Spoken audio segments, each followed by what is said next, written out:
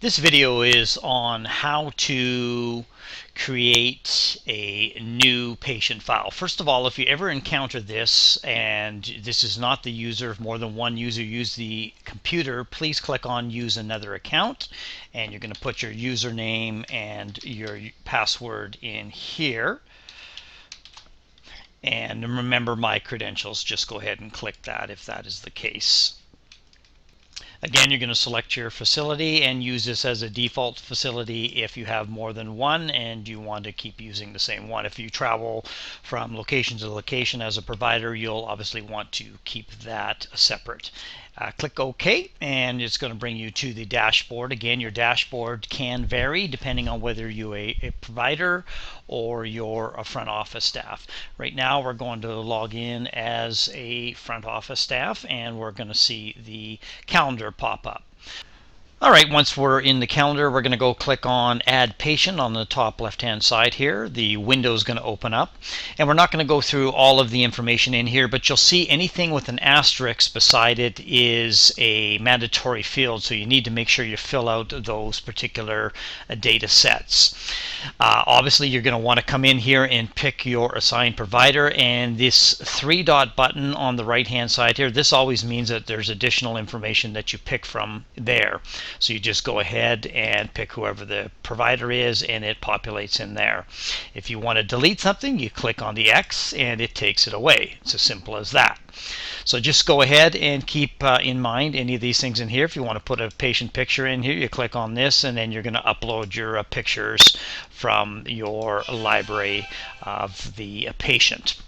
Now, what you're going to want to do down here is note that there is default office location is going to be, if you have more than one location, you're going to want to enter in the pharmacies. So you're going to want to go ahead and see their preferred pharmacies, and you're going to do that by clicking on this three-dot button over here, and you're going to put in the pharmacy name, and let's just put in San Diego here. And then you're going to select one here, and you're going to click OK, and that's going to be their default pharmacy. And the same thing is going to apply for labs and x-ray facilities you'll probably not use too often.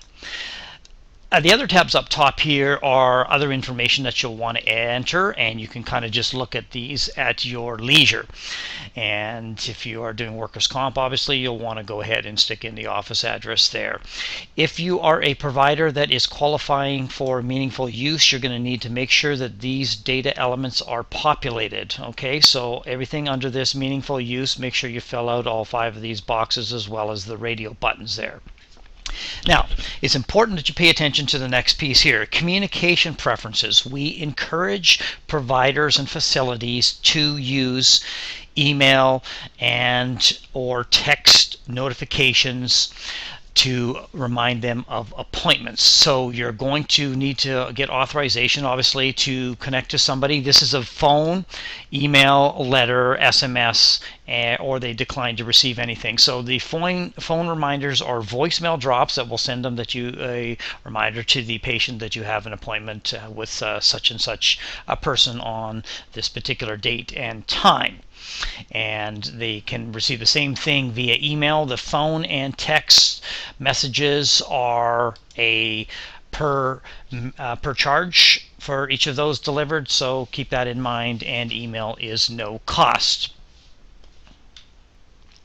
Now, patient records are typically viewable only to the provider that is servicing them, and we can also exclude or include any users within your organization, so you just need to let our support staff know how to configure that. If a chart is sensitive, you have a high-profile individual as a patient, you'll want to check this so that nobody other than the provider, his or herself, is able to access that chart. And alias information here is also available. Now, please pay special attention again. Portal information. We want to encourage all of you to use the portal. Have the patients go to the portal. They can view any documentation that you upload there. Have them sign disclosures or other paperwork up there. And what's coming in 2015 is the ability for them to reorder prescriptions up there. So Again, we're trying to eliminate the burden of the front office staff by pushing people to the portal. You're going to want to go in and select additional contact information for someone. So just select what the relationship is, and you'll notice this area is grayed out here. So what you'll want to do is click on Add New over here. It will populate, and then you fill out the appropriate information and click on the Add button, and that will again populate all the information there.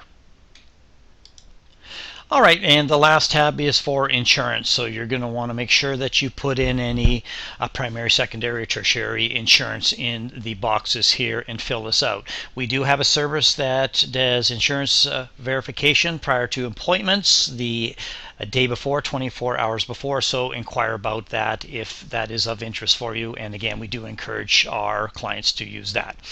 This concludes the video on how to go ahead and add a patient, and the last thing you're going to do, of course, is click Save and Close. If you have any other questions, please email support@ehryourway.com. Thank you.